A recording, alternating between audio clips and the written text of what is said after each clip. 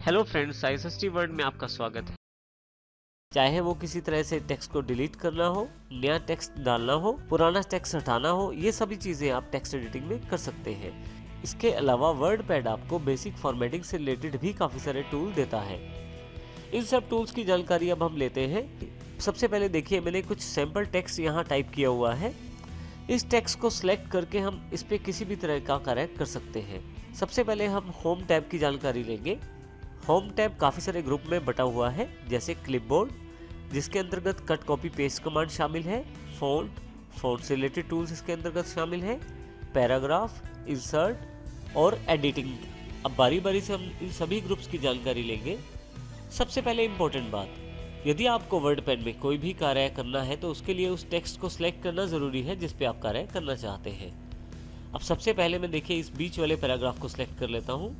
Select करने के लिए माउस के लेफ्ट क्लिक को मैं प्रेस करके रखता हूँ और माउस को ऊपर या नीचे जिस तरफ मुझे सिलेक्ट करना है घुमाता हूँ। जैसे यहाँ पे मुझे टेक्स्ट ऊपर की तरफ सिलेक्ट करना है तो मैं ऊपर की तरफ ड्रैग कर रहा हूँ। फाइनली माउस का लेफ्ट क्लिक छोड़ देता हूँ और मेरा ये टेक्स्ट सिलेक्ट हो जाता है।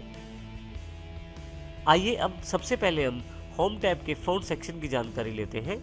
फ़ॉन्ट सेक्शन में काफ़ी सारे कमांड्स अवेलेबल हैं। सबसे पहले फ़ॉन्ट फैमिली। देखिए यहाँ पे जब भी आप अपने माउस का कर्सर किसी कमांड पे रखते हैं तो उसकी एक टूल टिप आपके पास अवेलेबल हो जाती है। जैसे यहाँ फ़ॉन्ट फैमिली जो ये जानकारी दे रहा है कि यहाँ से फ़ॉन्ट चेंज कर सकते हैं आप। यहाँ दिए गए ड्रॉप डाउन बॉक्स को मैं क्लिक करता हूँ तो मेरे पास काफ़ी सारे फ़ॉन्ट अवेलेबल हो जाते हैं। अब देखिए जैसे जैसे माउस को मैं फ़ॉन्ट्स पे लेके जाऊँगा उस तरह का फ़ॉन्ट का स्टाइल मेरे पास प्रीव्यू के रूप में मेरे डॉक्यूमेंट में अवेलेबल हो रहा है। जो फ़ॉन्ट मुझे चाहिए उस पर मुझे केवल क्लिक करना है। जैसे यहाँ मैं ब्रिटेनिक बोल्ड को क्लिक कर देता हूँ तो देखिए मेरे पास फ़ॉन्ट एप्लीकेबल हो गया है। इसी तरह से साइज़ चेंज करने के लिए बिल्कुल साथ में साइज़ का बॉक्स है। यहाँ से मैं ड्रॉप डाउन पिक करके साइज़ सेलेक्ट कर सकता हूँ। माउस मूव करते ही साइज़ में भी बदलाव आप देख सकते हैं प्रीव्यू के रूप में। जिस साइज़ को मैं चाहता हूँ उस साइज़ को एप्लीकेबल करने के लिए क्लिक कर देता हूँ। साइज़ बदलने के लिए आप ग्रो फॉन्ट और श्रिंक फॉन्ट का इस्तेमाल भी कर सकते हैं। जैसे ही मैं ग्रो फॉन्ट पे क्लिक करता हूँ आप देखेंगे कि साइज़ फॉन्ट का बढ़ रहा है। यहाँ पे आप नंबर भी देख सकते हैं, साइज़ के साथ बढ़ रहा है। इसी तरह से यदि आप श्रिंक फॉन्ट को क्लिक करते हैं तो साइज़ कम हो रहा है। यहाँ पे आप देखिए नंबर भी यहाँ पे कम हो गया है। इस प्रकार से ग्रो फॉन्ट और श्रिंक फॉन्ट के द्वारा साइज़ को बड़ा और छोटा आप कर सकते हैं फॉन्ट के। इसी के साथ आपके पास बोल्ड ऑप्शन अवेलेबल है जो अक्षरों को मोटा कर देगा कुछ इस तरह से।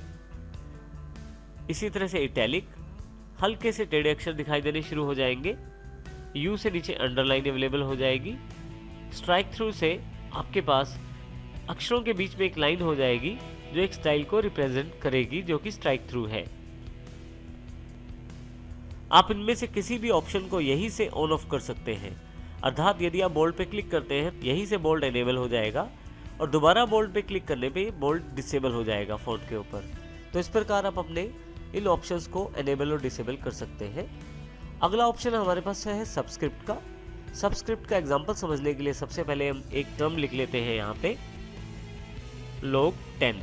अब यहाँ पे मुझे 10 को log के बिल्कुल पैर में रखना है, यानी कि नीचे की तरफ रखना है। तो इसके लिए मैं 10 को सिलेक्ट कर लेता हूँ और यहाँ पे मैं सबस्क्रिप्ट पे क्लिक कर देता हूँ। आप देखेंगे यहाँ पे log 10 में 10 नीचे पैर में चला गया है log के। तो इस प्रकार से आप सबस्क्रिप्ट का प्रयोग कर सकते हैं। दोबारा नॉर्मल पोजीशन में लाने के लिए फिर से 10 को सिलेक्ट कर ले। आप देखेंगे कि ऑप्शन एनेबल है तो यहाँ मैं इसे फिर से डिसेबल कर देता हूँ। आप देखेंगे कि सबस्क्रिप्ट का इफेक्ट यहाँ से हट गया है। नेक्स्ट कमांड हमारे पास सुपरस्क्रिप्ट की है। मान लीजिए मुझे 2 की पावर 8 यानी कि 2⁸ करना है तो मैं 8 को सिलेक्ट कर लेता हूं और यहाँ पे सुपरस्क्रिप्ट में क्लिक कर देता हूं। आप यदि यहाँ ध्यान से देखें तो 2⁸ हो गया है, यानी कि 2 की पावर 8 दिखाई दे रहा है। यदि आप सुपरस्क्रिप्ट के इफेक्ट को हटाना चाहते हैं तो फिर से सुपरस्क्रिप्ट को क्लिक कर दीजिए, आपके पास वही नंबर वापस आ जाएगा। इस प्रकार से आप सुपरस्क्रिप्ट और सबस्क्रिप्ट का प्रयोग करते हैं। नेक्स्ट ऑप्शन हमारे पास टेक्स्ट हाईलाइट कलर के रूप में है। यहाँ मैं किसी भी टेक्स्ट को पहले सिलेक्ट कर लेता हूँ। यहाँ मैं कॉर्नर पे क्लिक करके ड्रॉप डाउन बॉक्स पे किसी भी कलर को सिलेक्ट कर सकता हूँ। जो कलर मैं सिलेक्ट करता हूँ वो एक टेक्स्ट हाईलाइट कलर के रूप में बैकग्राउंड में अवेलेबल हो जाएगा। मैं अपने टेक्स्ट का फ़ॉन्ट का कलर यानी कि अक्षरों का रंग भी बदल सकता हूँ। इसके लिए मैं टेक्स्ट सेलेक्ट कर लेता हूँ, फ़ॉन्ट कलर का चुनाव करता हूँ ड्रॉप डाउन बॉक्स से। अब देखिए जैसे जैसे कलर को मैं सिलेक्ट कर रहा हूँ वैसे वैसे मेरे पास फ़ॉन्ट का कलर भी चेंज हो रहा है। मैं फ़ॉन्ट कलर चूज़ करके क्लिक कर देता हूँ। यदि आप फिर से नॉर्मल फ़ॉन्ट का कलर चाहते हैं तो आप सिलेक्ट कर लें और यहाँ ड्रॉप डाउन बॉक्स से ऑटोमेटिक क्लिक कर दें। इसी प्रकार से यदि आप हाईलाइट नहीं चाहते करना, सिलेक्ट कर लें टेक्स्ट को और नो कलर पे क्लिक कर दें। इस प्रकार से आप टेक्स्ट को हाईलाइट और फ़ॉन्ट का कलर भी चेंज कर सकते हैं। नेक्स्ट सेक्शन जो हमारा रिलेटेड है वो है पैराग्राफ से रिलेटेड। पैराग्राफ में काफ़ी सारे ऑप्शन पैराग्राफ की स्टाइल और सेटिंग से रिलेटेड संबंधित हैं। इन ऑप्शंस को अप्लाई करने के लिए सबसे पहले हम कुछ पार्ट टेक्स्ट का सिलेक्ट कर लेते हैं। अब यहाँ पे हमारे पास सबसे पहले डिक्रीज इंडेंट और इंक्रीज इंडेंट के दो ऑप्शन अवेलेबल हैं। यदि मैं इंक्रीज इंडेंट करता हूँ तो आप देखेंगे कि जो टेक्स्ट है वो राइट साइड मूव होना शुरू हो गया है और उसकी सेटिंग जो है राइट साइड की तरफ मूव हो गई है। और यदि मैं डिक्रीज इंडेंट करता हूँ तो फिर से मैं इसे वापस अपनी पोजीशन पे ला सकता हूँ। तो इंक्रीज इंडेंट और डिक्रीज इंडेंट का प्रयोग करके आप टेक्स्ट को राइट या लेफ्ट में मूव कर सकते हैं। नेक्स्ट हमारे पास अवेलेबल है लिस्टिंग। यदि मैं यहाँ क्लिक करूँ तो मेरे पास लिस्टिंग अवेलेबल हो जाएगी। यदि आप ध्यान दें तो यहाँ जो टेक्स्ट सिलेक्टेड है उसके आगे डॉट्स अवेलेबल हो गए हैं। और यहाँ यदि मैं कॉर्नर के ड्रॉप डाउन बॉक्स पे क्लिक करूँ तो मैं नंबर लिस्टिंग भी ले सकता हूँ, कैरेक्टर लिस्टिंग भी ले सकता हूँ और डॉटेड लिस्टिंग भी ले सकता हूँ।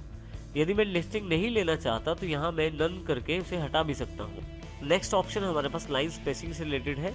मैं लाइन स्पेसिंग पे क्लिक करता हूँ और यहाँ से जिस तरह की लाइन स्पेसिंग चाहिए उस पर क्लिक कर देता हूँ। जैसे मैं लाइन स्पेसिंग 2 कर देता हूँ तो आप देखेंगे जो टेक्स्ट सिलेक्टेड था उसके बीच का स्पेस बढ़ गया है। यदि मैं इसको फिर से वापस 1 पे लाना चाहता हूँ तो 1 क्लिक कर दूंगा। जिस तरह का मैं लाइन स्पेसिंग चाहता हूँ उस तरह का लाइन स्पेसिंग यहाँ से मैं सिलेक्ट कर सकता हूँ। नेक्स्ट ऑप्शन नीचे की तरफ अलाइनमेंट से रिलेटेड है। जैसे ये लेफ्ट अलाइन है, ये सेंटर और ये राइट। आपका राइट अलाइनमेंट करने पर सारा का सारा टेक्स्ट का झुकाव राइट साइड हो जाता है। सेंटर करने पर सारा का सारा टेक्स्ट सेंटर्ड हो जाता है, यानी कि बीच में दिखाई देना शुरू हो जाता है। और लेफ्ट करने पे लेफ्ट पे टेक्स्ट आपका सारा अलाइन हो जाता है। नेक्स्ट अलाइनमेंट जो हमारे पास अवेलेबल है वो है जस्टिफाई। यदि मैं जस्टिफाई को क्लिक करूं तो जस्टिफाई दोनों तरफ से लाइनों को बराबर करने की कोशिश करता है। आप देखिए लेफ्ट करते हुए यहाँ पे मेरे पास ISST वीडियो और वेरी के बाद कुछ स्पेस खाली रह गया है, परंतु जैसे ही जस्टिफाई करता हूँ तो वो उन स्पेस को भरने की कोशिश करता है और दोनों तरफ से लाइनें बराबर करने की कोशिश करता है। इसी के साथ एक पैराग्राफ डायलॉग बॉक्स भी अवेलेबल है मेरे पास पैराग्राफ के रूप में। मैं कुछ टेक्स्ट की लाइनों को सिलेक्ट कर लेता हूँ और फिर ये पैराग्राफ बॉक्स पे क्लिक करता हूँ। यहाँ पे मेरे पास काफ़ी सारे ऑप्शन हैं। जैसे सबसे पहले इंडेंटेशन है, मैं सीधा यहाँ टाइप करके सेटिंग्स दे सकता हूँ।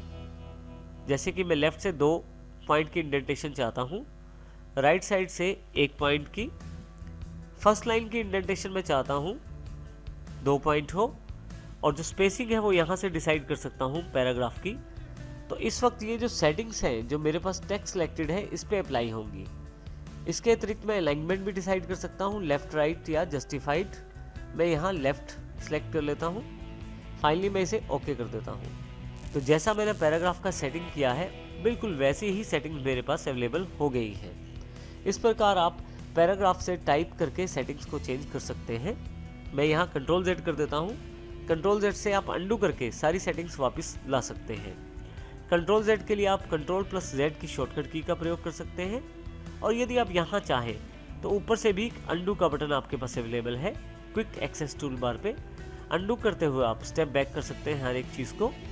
आपके पास साथ वाला बटन रीडू का है, यदि आप इसे क्लिक करें तो फिर आप उन्हीं ऑप्शंस को दोबारा अप्लाई कर सकते हैं। इसका अर्थ ये हुआ कि रीडू से आपकी कमांड्स फिर से आगे चली जाएंगी और अंडू से सारी कमांड्स फिर से वापस आ जाएंगी। शॉर्टकट के रूप में यदि आप अंडू का प्रयोग करें तो Ctrl+Z है और रीडू का प्रयोग करें तो Ctrl+Y है।